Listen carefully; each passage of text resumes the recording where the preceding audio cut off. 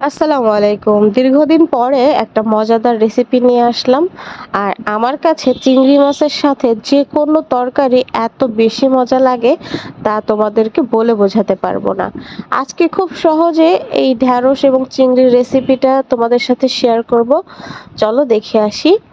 Medium হিটে একটা pan গরম করে তার মধ্যে আমি পর্যাপ্ত পরিমাণে তেল দিয়েছি, সয়াবিন তেল দিয়েছি এবং ১ কাপ পেঁয়াজ কুচি দিয়েছি। পেঁয়াজটা খুব ভালোভাবে নাড়াচাড়া করে এর মধ্যে আমি একটা বড় সাইজের টমেটো কুচি দিয়ে দিয়েছি। আসলে আমার কাছে ঢ্যাঁড়স এবং বেগুন রান্নায় কেন জানি টমেটো খেতে অনেক বেশি ভালো লাগে। আপনারা না চাইলে না দিলেও পারবেন।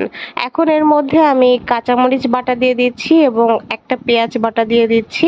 দিয়ে খুব ভালোভাবে নাড়াচাড়া করে এর মধ্যে আমি গুঁড়া মশলাগুলো দিয়ে দিব।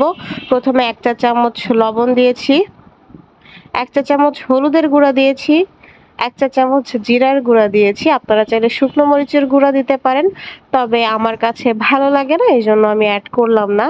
এখন সবকিছু খুব ভালোভাবে নেড়ে চেড়ে একটু মিশিয়ে নিব। রান্না হওয়ার এই পর্যায়ে আমি এর মধ্যে চিংড়ি মাছ দিয়ে দিব ১ কাপের মতো। আমি এখানে ছোট চিংড়ি বেছে ধুয়ে পরিষ্কার করে নিয়েছি। আপনারা চাইলে বড় চিংড়ি দিয়েও এই রেসিপিটা করতে পারেন, তবে ছোট চিংড়ি দিয়ে করলে বেশি মজা লাগবে। এখন সবকিছু খুব ভালোভাবে নেড়ে চেড়ে কষিয়ে নিব যতক্ষণ না তেল বের হয়ে আসে। এ পর্যায়ে আমি ঢ্যাঁড়স দিয়ে দিচ্ছি। ঢ্যাঁড়সটা আমি মধ্যে থেকে ফালি করে নিয়েছি, অর্থাৎ কেটে নিয়েছি।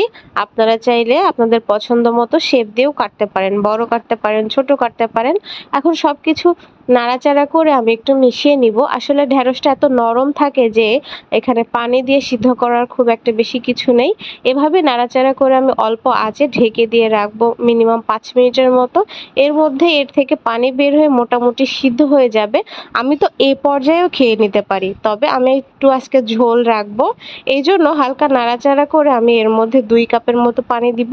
আপনারা চাইলে ১ কাপ দিতে পারেন, তবে আমি আজকে একটু যেহেতু ঝোল রাখবো এই জন্য ২ কাপ দিচ্ছি।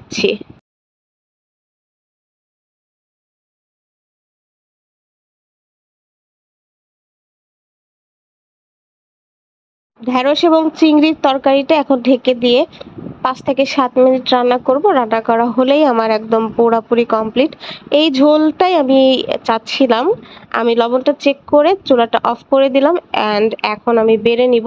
গরম গরম ভাতের সাথে এই রেসিপিটা খেতে যে কত ভালো লাগে তা বলার বাইরে। আমার তো রুটি দিয়েও অনেক ভালো লাগে। আজকের রেসিপিটা কেমন হয়েছে অবশ্যই জানাবেন।